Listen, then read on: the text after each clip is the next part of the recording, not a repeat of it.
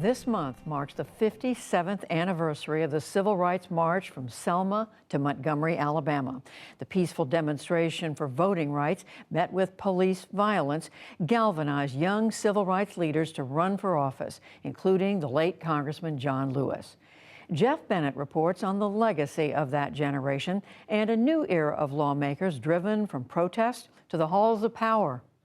I will not take off my activist hat to be in Congress. Congresswoman Cori Bush calls herself a politivist, part politician, part activist. You need that outside game, which is the activist, and you need the inside game, being that person seated right here in Congress. She arrived at the Capitol in 2021, an insurgent progressive, having ended the political dynasty that had represented her St. Louis district for over half a century. The history-making win was long in the making for Bush, whose political ascent began in 2014, when her community became the epicenter of the fight against police violence. Walk me through your journey from organizer to lawmaker, from protester to elected politician. What was that like? I had no idea about what even an activist was, but Michael Brown was killed. The police killing of Michael Brown ignited nights of protests in Ferguson that Bush helped lead, sparking the Black Lives Matter movement and inspiring her and others to run for elected office. They're moving not only from direct action in the streets to actually trying to grab hold of the reins of power. Eddie Glaw Jr. is the chair of the African American Studies Department at Princeton University. He says Bush follows a tradition dating back to the civil rights movement. Historically, this hyphenate, this activist politician role, how has it shown up over time and how has it evolved? You had activists from across the wide spectrum of Black politics getting together to articulate a Black agenda. And the result was this extraordinary increase in the election of what we call BEOs, Black elected officials. Activists worked to register African Americans to vote in the Jim Crow South and took that cause to Washington, with Dr. Martin Luther King Jr. personally appealing to President Lyndon Johnson for the Voting Rights Act of 1965.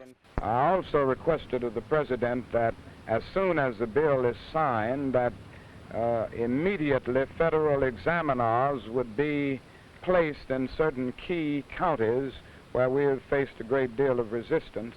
Young African Americans who had organized with the Student Nonviolent Coordinating Committee, or SNCC, and who campaigned alongside Dr. King for the Voting Rights Act, now turned from casting a ballot to getting their names on one.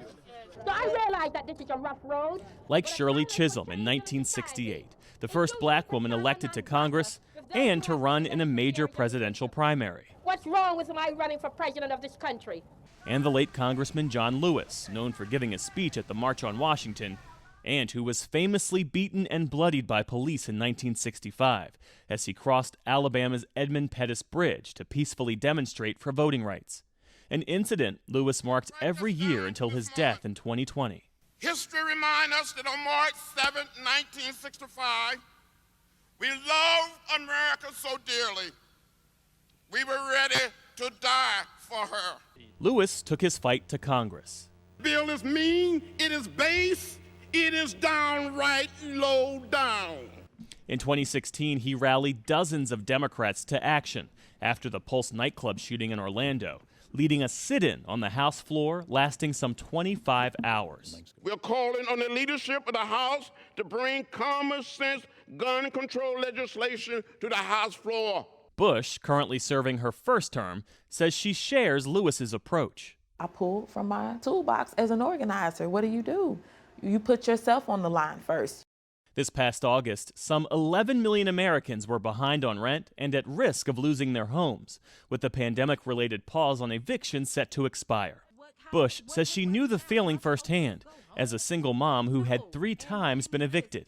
It was just like, okay, well, we didn't get it done, so it's time to go. I couldn't understand how human beings could allow that to happen. She says she pulled from the toolbox a tactic of her role model, Shirley Chisholm, who was known for saying, quote, "If they don't give you a seat at the table, bring a folding chair." We need the moratorium on evictions to happen today. Bush slept on the steps of the U.S. Capitol for 4 nights until the White House stepped in with a temporary extension of the evictions pause. Returning to the steps now, she reflected on what it meant. So once the president decided to extend the eviction moratorium, did you feel vindicated? Absolutely. Well, I don't know necessarily if vindicated is the word. I felt happy. I felt like my muscle grew a little because it showed that even though people say that, you can't do anything, you can't move anything, you have no power, you have no say, it was unorthodox, I guess, what we did. It was the people have to win. 6 years after the death of Michael Brown pushed Bush into the political arena, Generation Z is making its way into the halls of power, fueled by the police killings of George Floyd and Breonna Taylor in 2020. I was one of the individuals chanting Black Lives Matter on the streets of New York City. And that is one of the main reasons why I ran for office. 23-year-old Chi Osei, now a New York City council member, said deciding to fight for change from the inside wasn't an easy choice. Do you consider yourself to be an activist or a politician or some combination of both? There are some interviews that I had within the second month of running for office, and I completely rejected this idea that I was a politician or wanting to be a politician. But I think that was a bit of denial. I am a politician, but I'm also, an activist. Osei, too, made history as the first openly queer person to represent his Brooklyn district, and the first from Gen Z. And while he says he draws from the contributions of icons like John Lewis and Shirley Chisholm, he says he's equally inspired by his queer predecessors and by the people around him. Who in particular inspires me? And my main answer to that is my generation. And that's something that really sparked and got me here. It was the people that I was on the ground protesting with, who were leading those protests, which were a lot of young people of color, young Black folks. And of course, work was done before us to pave the way for us to do the work that we're doing now. But there's still so much that people were trying to do to hold us back, and we still broke through. But for lawmakers like Osei and Bush, the question of translating the Black Lives Matter movement's success into law remains a challenge, which Glaude says is not new to this generation. We often think of the country as kind of engaging in this kind of linear progression towards a more perfect union. And that's not quite true. It's always one step forward, 2-3 steps backwards. If not enough people want to focus on it, you get to hear my mouth focus on it because I am those people. Responding to some criticism that protest tactics only distract from legislation, Bush says she knows her voters best.